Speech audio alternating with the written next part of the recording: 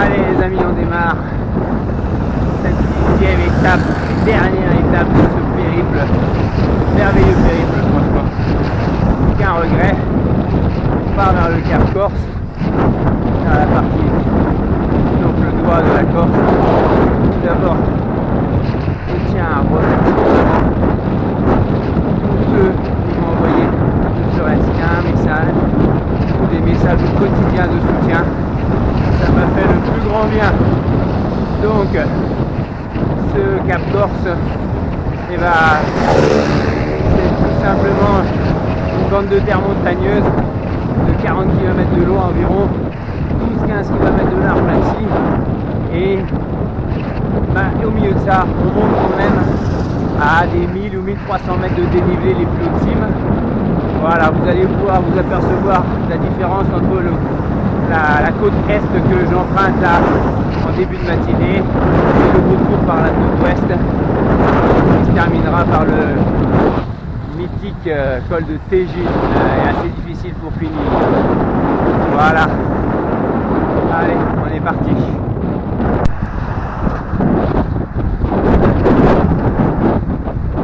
Corse, il est bien trop souvent négligé par les touristes qui préfèrent s'en aller vers les sites touristiques du sud, à tort, hein. On peut dire malheureusement, mais aussi bien heureusement, parce que ça fait moins de monde. Il y a tellement de choses à faire pour ceux qui aiment la montagne, les randonnées, les belles criques, sentiers du douanier. Alors, il est composé beaucoup de hameaux, un peu dans les terres, sur les hauteurs, avec chaque hameau à sa marine. Petit port assez coquet, plus ou moins important. Voilà, mais surtout, vous savez, je ne vais pas me lasser de vous mettre des vidéos ainsi. Alors là, on arrive sur ce qui est marqué les glacières de Bordeaux. Ce n'est pas le dernier fabricant de glace du coin, pas du tout. Vous voyez l'environnement complètement abandonné. En fait, c'était des sites de production de pain de glace, tout simplement, où dans un puits ils accumulaient sur les hauteurs de la neige pour la compacter au printemps. Et donc ça partait dans le royaume génois. Ils exigeaient 50 kg de pain de glace par jour. Voilà. Les tours génoises, on va trouver des tas et des tas tout au long de la Corse. Et à la sortie des villages, et la route côtière qui continue. On voit ici, c'est des routes, c'est des routes assez douces, faites de plages, beaucoup de galets, un peu de plage en sable sur la pointe du cap.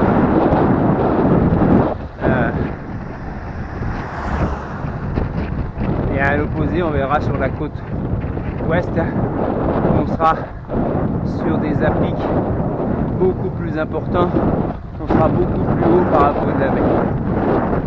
Magnifique qui se présente, Là, il n'y a rien à dire, soleil levant, ces beaux reflets sur l'air, sur l'eau, ces petits bouts de rochers dans l'eau. Je vais essayer de pas trop lézarder non plus quand même, parce que je vais mettre la journée à faire. Il va viser encore de forte chaleur. C'est un pur plaisir de terminer par cette étape-là. J'avais considéré comme ça le périple.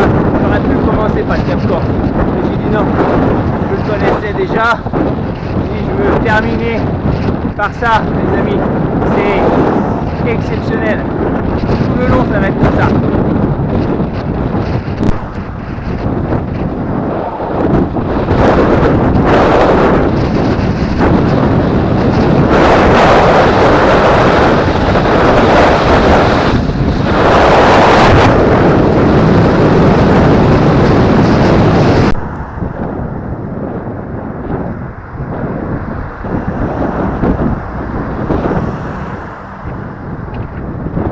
un peu de monde hein, qui s'échappe de Bastia.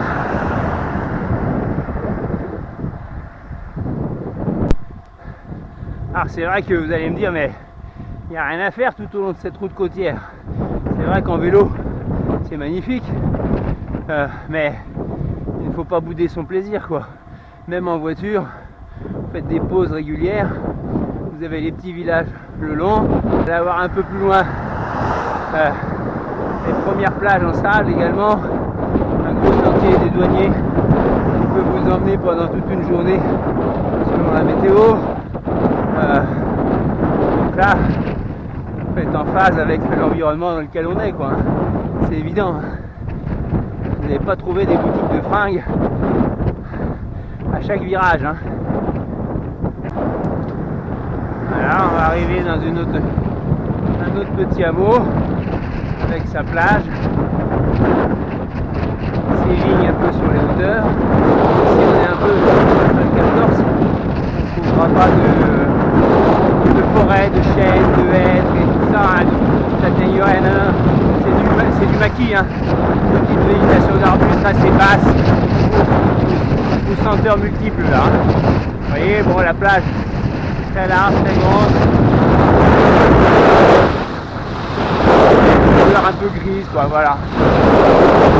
Faut savoir qu'à la base, les gens de Corse ne sont pas des gens de la mer, hein. Ce sont des montagnards. Hein. Ils exploitaient des terres agricoles dans les montagnes et la mer pour eux était signification d'invasion, de paludisme et ainsi de suite. Hein. Et même savoir que dans les successions orales entre guillemets, puisque très peu de choses se passaient devant nos terres, encore récemment, le patriarche il léguait à son fils costaud, apte à le faire, toutes les terres agricoles de montagne, et il léguait à sa fille toutes les terres proches de la mer. C'est pour ça que des femmes ont fait des fortunes monumentales au moment de l'explosion touristique sur toutes les côtes corses. Hein. Voilà, hein, et ça c'est la vérité, c'est sorti de la bouche d'un Corse ça. Hein. Je ne l'ai pas inventé, je l'avais déjà lu, mais il me l'a confirmé ainsi. Hein. Ouais, c'est encore en bel état, on peut dire. Bonjour, bon courage.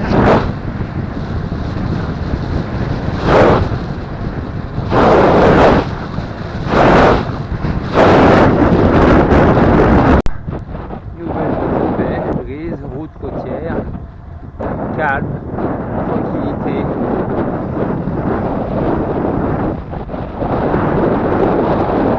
Pas de navigation, pas d'infrastructure touristique, des chemins devant nous. Voilà, c'est l'esprit Cap. Hein. On roule quasiment sur la plage. Hein. Il y a une bande de terre là, et la plage derrière.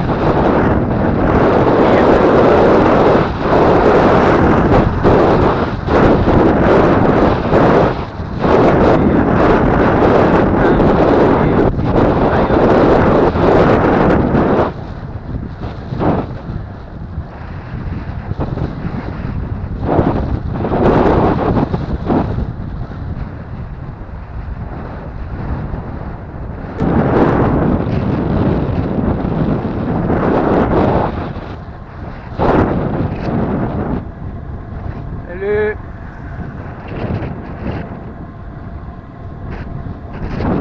Cycliste là. On en croise davantage que dans la Castellie, tiens. Ouh là là. Bonjour. Oh, cette petite plage. C'est grise. Ah oui, il y a du monde quand même.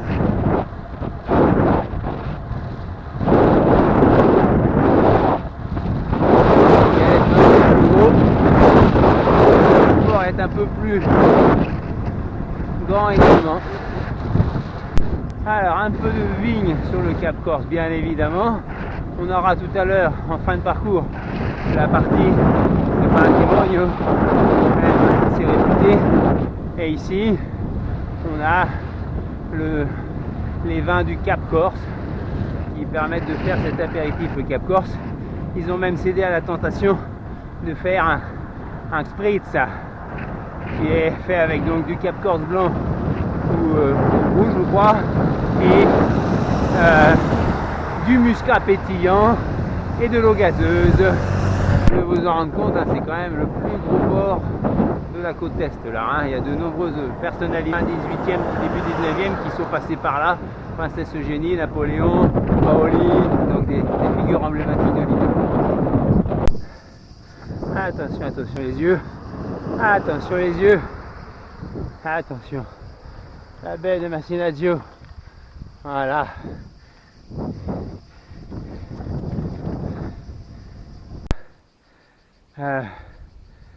La plage de Barcaggio où on n'ira pas, il y a une route de 10 bornes en descente dans le maquis. Il faut absolument remonter ensuite. On essaiera de faire un tour cet après-midi si on n'a pas pris trop notre temps dans le sentier des douaniers. Mais là on est au bout du cap. Hein. D'ailleurs ici les gens, le Cap Corse ils l'appellent l'île de l'île quoi. Voilà, l'île de l'île de beauté quoi. Hein. C'est vraiment un monde à part. Voilà. Je pense qu'on est au point haut de ma traversée du Cap d'Est en ouest, avec cette plage du bout du monde aussi là. Imaginez bien hein, quand vous entendez à la météo qu'il y a des tempêtes sur la pointe du Cap à 120, 150, 170 km/h, ça doit être un déferlement et du vent, des vagues, ça doit être infréquentable je pense. Hein. Voilà, allez, Botticella, ciao. Santuri, Port Santuri, oui voilà, tout en bas Port Santuri. Je suis obligé de faire une petite pause parce qu'on n'y descendra pas parce que tout simplement c'est un cul-de-sac. On a une route centrale qui descend avec des très très beaux restaurants tout le long et on arrive sur ce petit quai de port. C'est un endroit majestueux. On a ici dans ce petit port, je crois, la plus grosse pêche de langoustes. Ce sont des langoustiers ici. Voilà. En Corse, l'hôtelier hier me disait des langoustes, on m'en propose tous les jours si je veux, et je refuse tous les jours tellement on peut en manger. J'en sais rien après. Un peu d'exploitation de vignes. Et on voit là-bas les villages qui vont se succéder et la route qui est sur le flanc de la montagne, tout le long. Hein, une fois montante, une fois descendante, on va faire que ça jusqu'à Patrimonio. Je sais pas si je vais avoir assez de batterie avec tout ça. Hein. Là-haut, on voit également toutes les vignes là-bas. Hein. J'ai pas envie de m'arrêter, je me tais.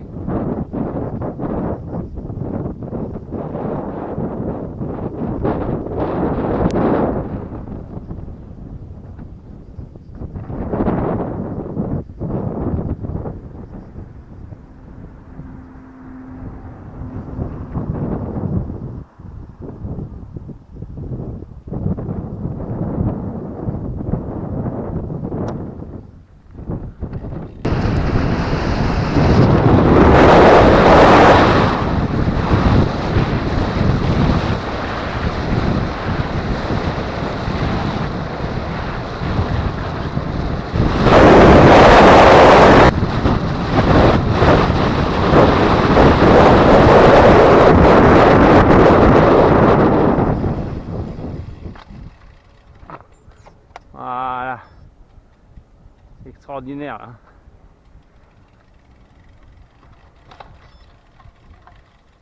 Voilà où on arrive sur cette toute petite plage là, hyper protégée, des fonds hyper clairs. On vient de faire une belle descente. Maintenant il va falloir remonter en face là-bas. Tour génoise. Ici, toit en pierre de schiste, de lauze, très fréquente dans le coin.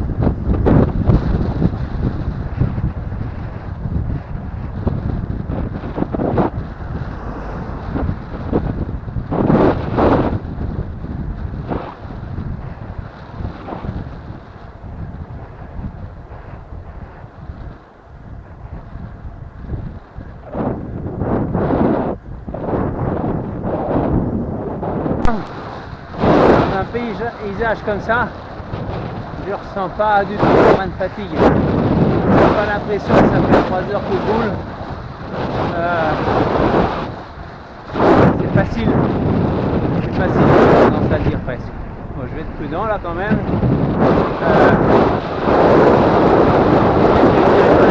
Je vais attaquer le dernier col de mes 10 étapes, le col de Tégine tout à l'heure pour relier Saint-Florent à Bastia. Mais là, c'est du pur bonheur, tout simplement. Bon, il y a des descentes.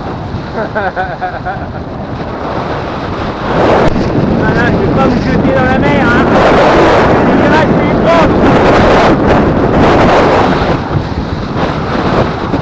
ce genre de schiste un peu plus blanche là. On le voit dans les murets qui la route un peu. Avec les roches que l'on voit sur les côtés, on comprend pourquoi les maisons sont toutes faites en pierre. Hein. Bonjour. Et là, une petite brique avec finance également. J'avais oublié celle-ci. Après.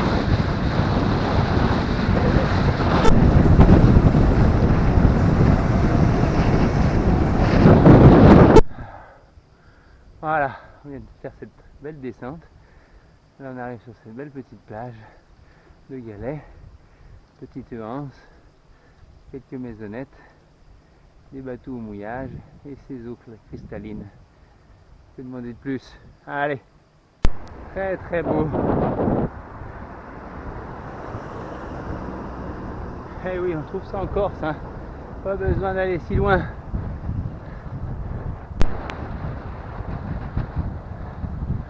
Pas d'exploitation possible ici, hein. Ils n'y arriveront jamais, hein. Là-bas au fond, on arrive à Canaries, on voit là-bas au fond un grand bâtiment.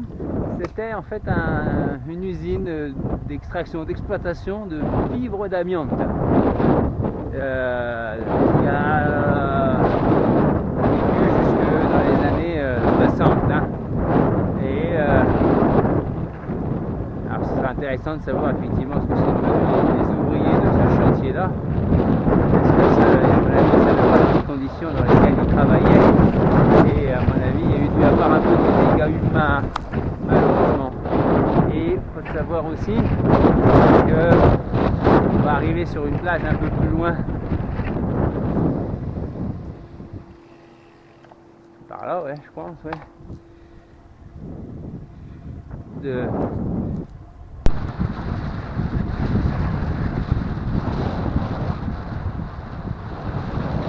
On peut voir là-bas la baie de Saint-Florent. Grande et large. Et le désert des Agriates là-bas. Avec de nombreuses plages accessibles uniquement par bateau.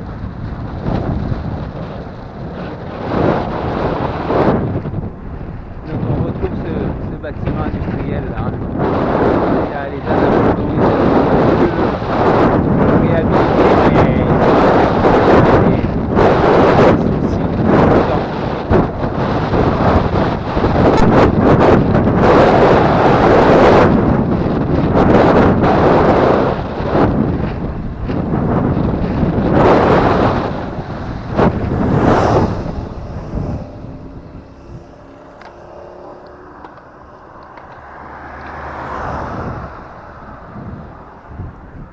voilà. Plus de 1400 personnes.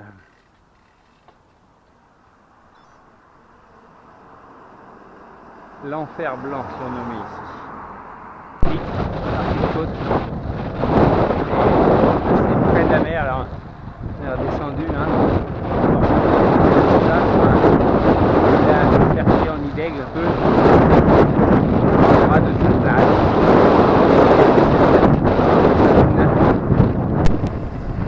Voilà, on est quasiment au niveau de l'eau. Alors là, c'est pas la plage de Nonza. La plage de Nonza, elle est là-bas au fond, mais c'est le même principe. Hein. Quel est le débat là-dessus? Bah, c'est que la cuisine, elle rejetait un petit peu. Plus homogène, etc. Et il y a de réaliser l'eau,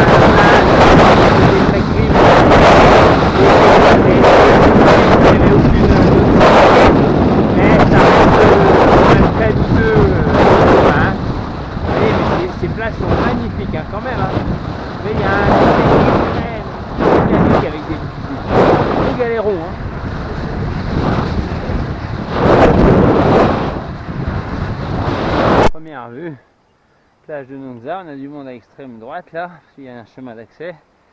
Et là, depuis le village de Zonza, il y a 20 minutes de descente, hein, donc une demi-heure de remontée. Mais on voit, il n'y a personne. Tout le monde laisse un peu des petits souvenirs avec les galets, en écrivant des mots. On le verra de là-haut dans l'autre sens. C'est assez sympathique. Mais on se demande bien pourquoi il y a si peu de monde sur cette plage-là, alors qu'il y a très peu de plages de long, hein, vous avez bien vu. Hein. Allez, on s'attaque à la montée vers Nonza, avec sa tour génoise tout en haut.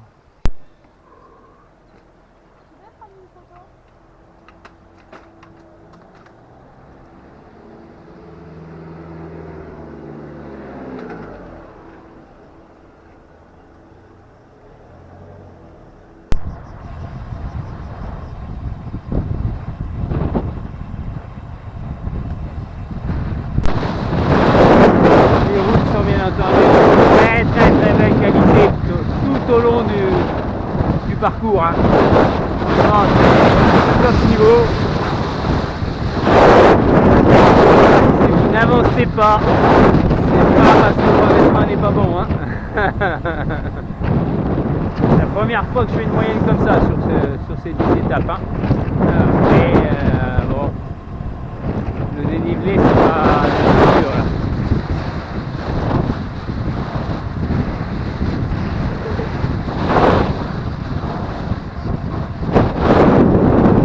Les vignes, je sais pas, ils n'ont pas l'impression qu'ils font du palissage ici, hein, Samuel.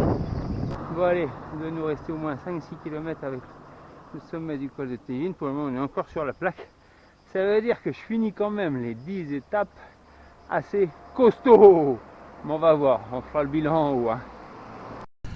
Allez, dans les derniers kilomètres du col de Tejin, mais là, une pause hein, sur la vallée de Patrimonio et la baie de Saint-Florent derrière. C'est un petit peu difficile, il y a des portions à 11-14%, mais bon, on appuie, on sait qu'on est dans les derniers mètres de dénivelé de ce long périple, les amis. On voit, c'est très rare, hein. En Corse, on a aussi près la côte est, même si c'est l'anse de Saint-Florent, l'entrée du Cap Corse, quoi. De l'autre côté, alors ici on a la stèle en hommage aux soldats marocains, je crois, qui ont libéré la Corse dans la Deuxième Guerre mondiale. Et de l'autre côté, donc l'étang de Biglia et toute la côte méditerranéenne est qui va très très loin, très très plate jusqu'à Aléria. C'est toute la plaine de production légumière et fruitière hein, de l'île. Voilà, allez, on a fait quasiment le plus dur. On va faire attention dans la descente, rentrer à l'hôtel et on aura fini ce périple. Croisons les doigts pour que tout se passe bien encore. À tout à l'heure. Voilà.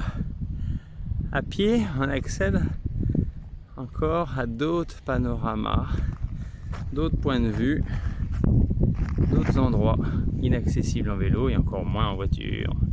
On y va.